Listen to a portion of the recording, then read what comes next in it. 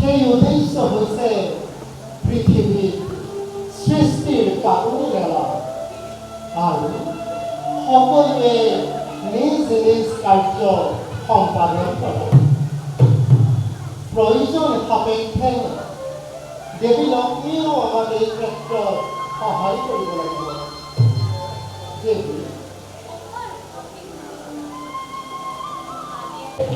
ইয়াৰ বিচাৰ কোনে কৰিব?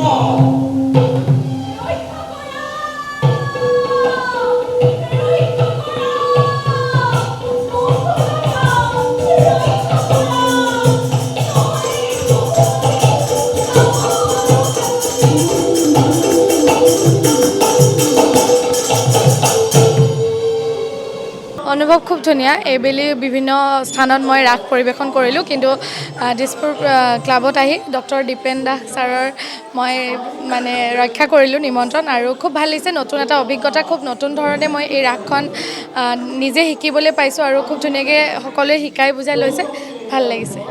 আমি প্ৰথমে অসমবাসী ৰাইজই নমস্কাৰ জনাইছোঁ, শাৰদীয় শুভেচ্ছা জ্ঞাপন কৰিছোঁ।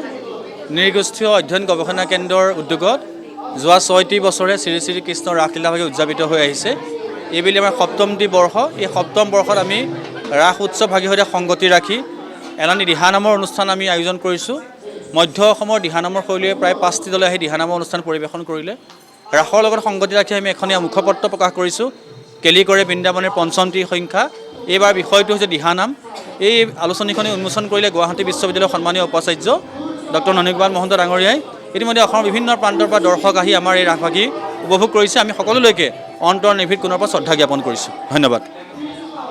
আমি মানে মহাপুৰুষ গুৰুজনাৰ যিখিনি সৃষ্টিৰাজি, সেই সৃষ্টিৰাজি যিখিনি আজি এই গুৱাহাটী মহানগৰত আমি মানে জীয়াই ৰাখিবৰ কাৰণে আমি চেষ্টা কৰিছোঁ, যাতে আমাৰ পিছৰ যিটো জেনেৰেশ্যন আহি আছে তেওঁলোকে যাতে গুৰুজনাৰ আদৰ্শৰে অনুপ্ৰাণিত হৈ পেলাই এই গুৰুজনাৰ সৃষ্টিখিনিক আগুৱাই লৈ যাব পাৰে, তাৰে আমি কামনা কৰি পেলাই এইখিনি আমি ব্যৱস্থা কৰা হৈছে।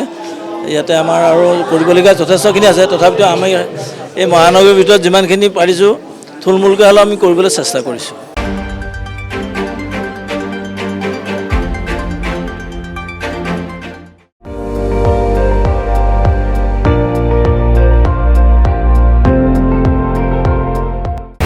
আপুনি চাই আছে ND24, সৰ্বশ্ৰেষ্ঠ নহয় সৰ্বোত্তমৰ দৌৰত।